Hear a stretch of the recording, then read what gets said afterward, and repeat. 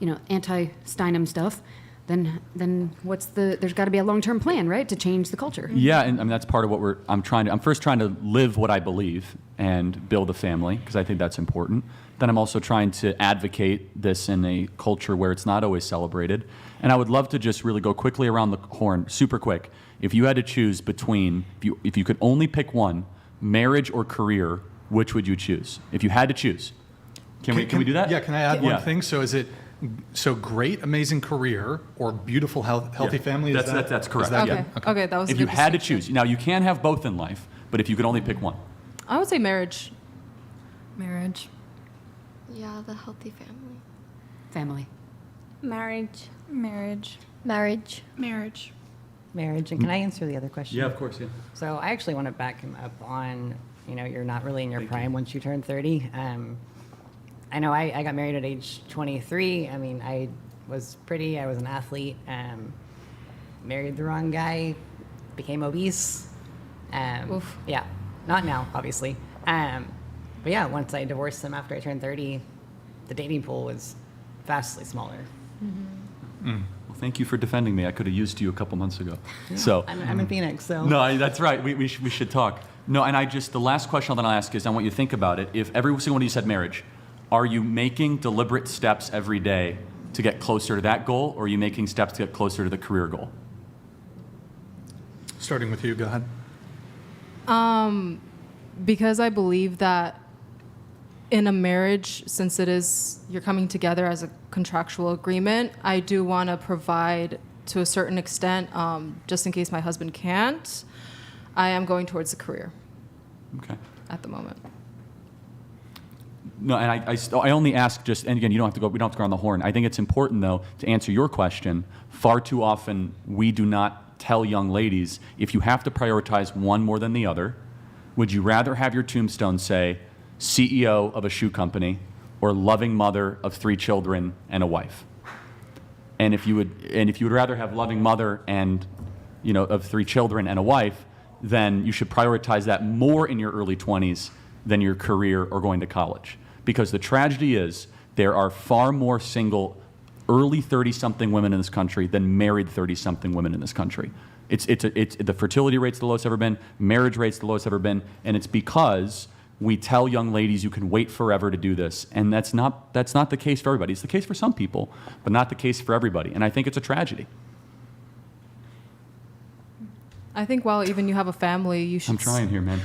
Even when you have a family, you should still have what happens when the kids are done and they graduate and they move on out of the nest? What does a woman do then? Grandkids. Does a woman just take care of... Well, that's assuming that's that a really your smart question, children though. want to. In fact, we are doing everything the opposite. We should say, focus on family formation in your early 20s, then go to college in your late 30s. Sure. But what if you marry the Because college wrong will always be person, there. or... No, that's a very fair point. Love and life come with a huge risk. Sure. But the greater risk is dying alone. But I feel like we also have to acknowledge the fact that one of the reasons why so many women don't want to prioritize marriage right now, just straight out of you're 18, let's work on getting married and having kids and then think about college, is because college gives you so many opportunities that you can focus and work on that directly. You come out of college, you have all these open doors. Whereas if you're 18 and you decide not to go to college because you want to prioritize a marriage, that can go wrong in so many other ways where you have no backup plan.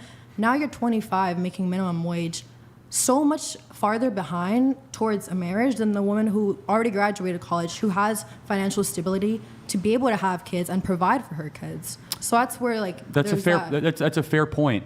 You could always go back to college. I'll reiterate that. However, that's not the problem in America. The problem right now, as it is, because the problem you're talking about was the problem in the 1960s, which is what Gloria Steinem said. If my husband left, I would have no way to feed myself. That was the core essence of her critique. If my husband left, I would be having to go to get food stamps because I have no skills except being a stay-at-home mom, which, by the way, is the most important thing ever, being a stay-at-home mom, but that's a separate issue. But right now in America, we've gone to the other extreme, which is you could delay it. You can delay it. You can have kids whenever you want. And we have 15 to 20 million single women in the country that have great careers. And I feel like another reason why women right now, it's so hard for them to just prioritize having kids is because if you haven't gone to college, got that education, you don't have a husband who also is very financially stable, who's gonna provide for those kids? You know what I mean? We're in times where it's so I iffy.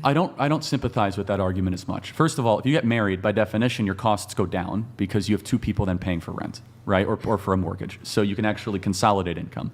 But studies actually show men earn more as soon as they get married and have children. Something primal kicks into us where we take a second job, we work extra hours, we figure it out. Men are actually men are super simple, women are very complicated. Men, as long as we feel appreciated, we feel noticed, and we feel special, and we see our role and our purpose, we will go to the ends of the earth to feed our family. We'll figure it out. And I think we're underselling American men. We say, oh, I wait until I'm 27 or 28. That's fine, but look at the cost of that. And the cost is, right now, just as we're clear, we are on pace 10 years out from now, we're gonna have 20 million 40-something women that never got married or have kids, but they have big apartments and they go on lots of vacations. And I also think that's one of the reasons we're seeing the suicide rate, the anxiety problems, the depression problems in our country. Do you have a thought? Or Yeah, I just feel like how many people that are like, or how many males that are 20 are like ready to get married and like ready to great have a question. family? So the question is, which one leads which? Men, yes, but in the 1950s or 1960s, the time we're supposed to hate, young ladies looked at it was my task to find a husband before the age of 25. And it was like the most important thing for them. Now, that came with a lot of costs. Some people would say that it was handcuffs and, being in prison. But if young ladies, first and foremost, no offense to my two Australian friends, got off of OnlyFans and stopped, posting naked pictures of themselves online and made themselves harder to get, men would step up to the plate. One of the reasons why men are grown infants is because women are so easy to get right now in America. There's no desire, there's no hunt, there's no search. So you can be a grown infant and you can get sex. When it used to be in 1950s, women would be like, I'm not giving myself over to you. You're a man-child.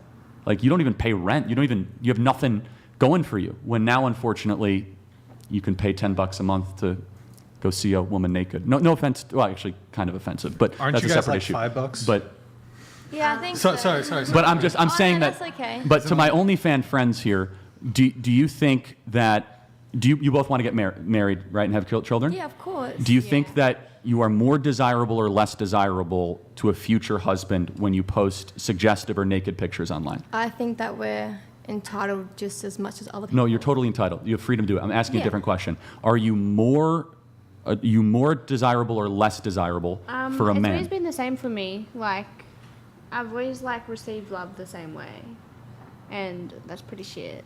Like, I didn't really receive it. They all looked at me the same from the beginning. How do you know how men look at you? Because when I talk to them, I usually fall head over heels for them, and they all view me the same way. So whether or not I'm doing OnlyFans and selling my body, or not doing OnlyFans and selling my body, I'm still looked at the same way. They still think that of me. Yeah, you don't know the male mind very well. But they've already told me themselves, how And men they are view really me. good liars. Do you know that? True. Then how could you know they're telling the truth? I don't know. I just take their word for it. You just said they're good liars. Well, I don't know.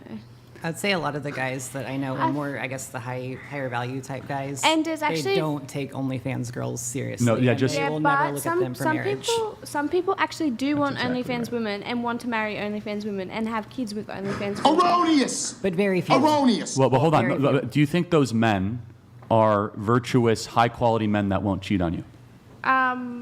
Yeah, I do. Okay. It doesn't sound like it, but it's actually really normalized in my area. No, the fact that it's normalized is not the point. The point is it good?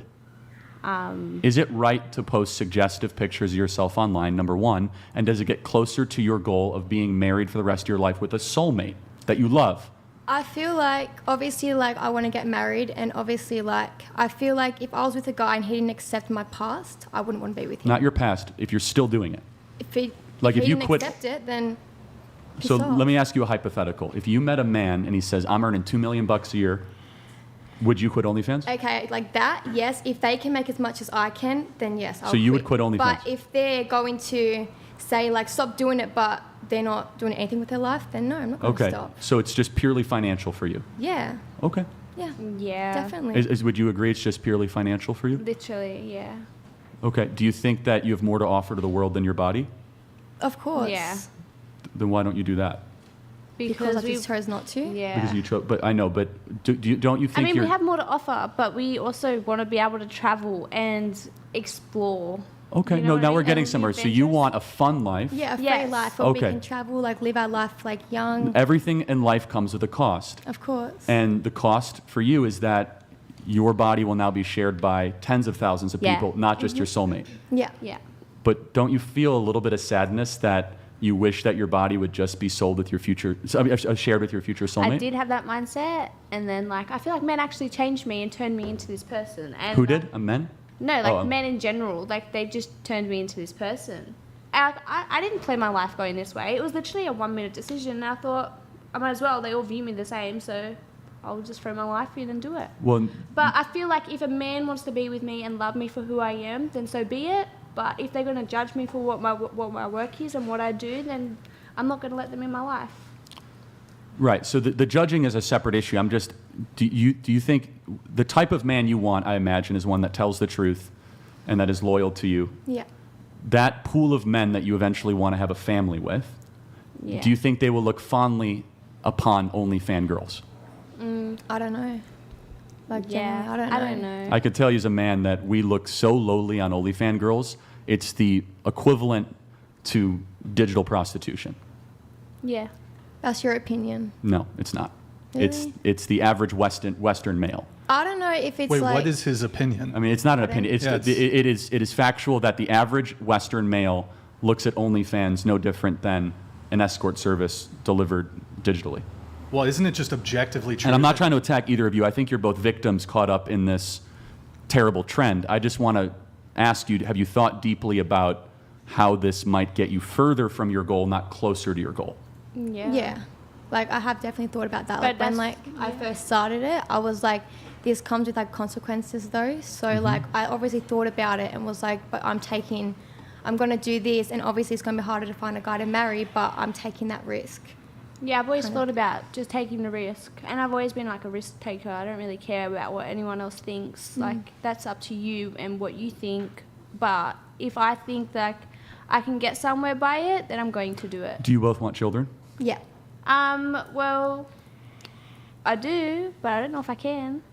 You mean physically or? Yeah. Okay. Yeah. So if you were to have children and you were to go to your first grader's career day and you were to present to a bunch of first graders, how would you describe what you do to a bunch of first graders? Well, I don't think that I'll still be doing OnlyFans when I do have kids. I feel like that's something that I would stop before Okay. I did have kids. Yeah. Just so, like, it's not like, obviously, like, the internet is always going to be there. But I The feel like internet it's is forever, yeah. Yeah, but I feel like it's something that I would stop before I did have children, kind of thing. Can I ask approximately? I have no idea. How much money do you earn annually? Is that okay to ask? I'm just curious. So in the last 6 months, I've earned over $115,000. U.S. dollars or AUS. AUS. So what is Yeah. that conversion rate? Like 80%, So right? like yeah. So it was You like can buy like a croissant or something with that. Yeah, exactly. No, I think it's 80,000 American, right? About? yeah, Is that correct? yeah. I think so. I'm guessing. I don't know. That's Okay. in 6 no. months. Yeah. 6 So you're months. projected to have like over 180,000 by next year. 160. Yeah. Okay. 12 grand a month. Did you have more on that? No, or- I just want to make sure everybody watching and you guys all think deeply about that and how men view not just OnlyFans culture, but you all said marriage, and some of you said marriage and kids is the most important thing, but far too often our actions and what we do every day is actually not getting us closer to our stated goal. Well, you can say that to the subscribers too, who subscribe to their. Oh, don't- I and mean, I think that- contribute to their pockets, but that's what I mean. They should be how shamed. can we find husbands in our 20s, in our early 20s? I'm not in my early 20s, but how could we find husbands if they're busy subscribing to OnlyFans chicks? Yeah, well, not every man is, and that's a Sure. really good question. So where did all the good men go? I talk about this in my book, actually. The first piece of advice I have for young ladies is do not post suggestive material of yourself online. Men want what they cannot see and cannot have. Mystery is lacking in the West. And I know this is lost on a lot of young ladies. They say, the more I post of myself on, with a bikini on the beach, the more men will like you. No, I mean, the more they'll want to have sex attention. with you, Yeah. but then they'll look at you as just a visual or a commodity, not as a future soulmate. And the second part is, to be perfectly honest with you, religious men check a lot of the boxes that you guys are looking for. I know that. Would you agree with that? Yeah, that's my. I Can feel you- like I feel like that's one reason why I was able to find men like that. It's because even though they weren't conservative, they still had very, very deep religious values. Can you tell me more? That's so interesting. Mainly Catholic. I'm also Catholic. Yeah. So, and they believed in the God, right? They wanted to have a family. Yeah, they didn't necessarily like read the Bible word for word of every course. day, but they like followed the Bible. So, would you say that's, if you're looking to find a man in the West and it's your number one priority, and you were given a random selection of a Catholic man or kind of a femboy atheist, you would take the Catholic? Yeah, I would. Would you? The Catholic, yes. I think Okay. femboy atheist is so So funny. how many of you are then going to church actively trying to find a man? I mean, I don't need to. I also Well, I know, but I didn't meet any of my boyfriends Okay, in church, fair enough. and I feel like I wouldn't have if I'm going to be honest. I feel like you can meet a really religious man outside of church. Fair enough, yeah. You just have to find where you guys both coincide, and yeah, like at the library, studying for your exams, for example. I actually recommend to my single friends to find men in the church because I agree. usually stand-up guys, typically. Yeah, and I mean, there's exceptions to every rule. And so my advice to my 2 Australian friends is that if you want the thing that is the most important thing to you, start making those decisions younger than older, because you might end up be filled with a lot of money and a lot of regret. Well put, Charlie. Well put. Let me read 2 of these chats that we have kind of. Hugo, here we go. Thank you, Hugo. Appreciate it. Yeah, I'll get it. And then he sent in this other one here. Send in a lot of Bible verses. Yeah. Hugo, Brian Reed, I know your faith, service, and perseverance, but you tolerate that fake prophet, Jezebel, who leads my servants into sex, immorality, and idol worship.